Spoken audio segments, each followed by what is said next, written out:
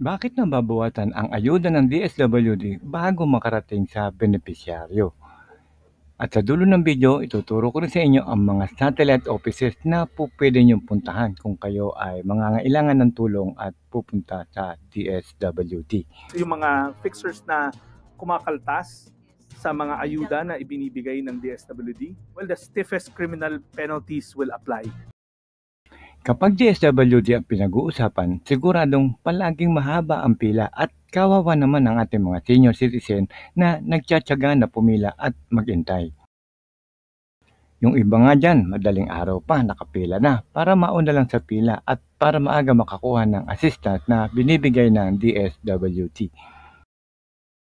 So, kapag mahaba ang pila, pagkakataon na rin ng mga fixer na mag-alok ng serbisyo pero sa kalaunan, kayo pa rin ang talo. Kung may natatanggap kami ng mga ganyang report, our field officers will investigate, verify, and then we will file the appropriate charges.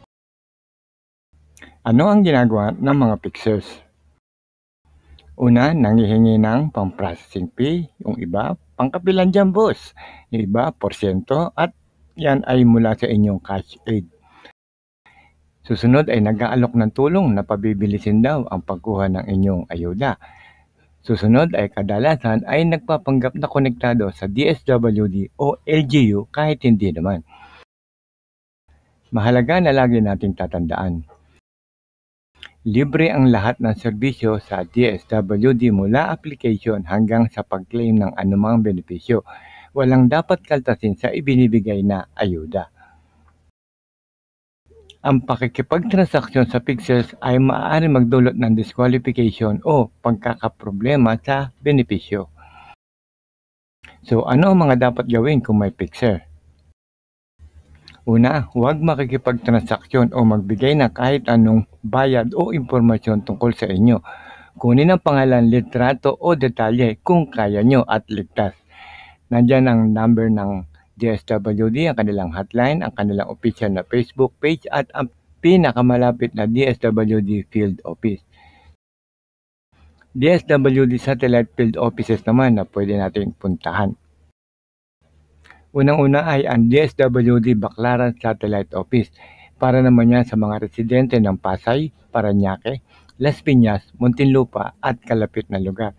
Yan ay nasa second floor ng Victory Food Market. Malapit po yan sa Baclaran Church. Susunod ay ang DSWD Kamanaba Satellite Office para naman sa mga taga Caloocan, Malabon, Nabotas, Valenzuela at mga kalapit na Kamanaba area. Nasa second floor po yan ng Victory Central Mall. Susunod ay ang DSWD Pasig Satellite Office para naman sa mga residente sa Pasig, Marikina, Taguig, Pateros at maaaring mga kalapit na lugar. Nasa second floor po yan ng Liana Supermarket sa Pasig katabi ng palengke. Ang DSWD San Jose del Monte Satellite Office naman para sa mga taga San Jose del Monte at mga kalapit na bayan ng Bulacan. Nasa fourth floor po yan ng Government Central Mall. Ang Region of Field Offices naman, pag kayo ay nasa labas ng NCR, halimbawa, ang DSWD Field Office 4A o Calabarzon. Meron po yan sa Alabang, sa Pote Road sa Muntinlupa City.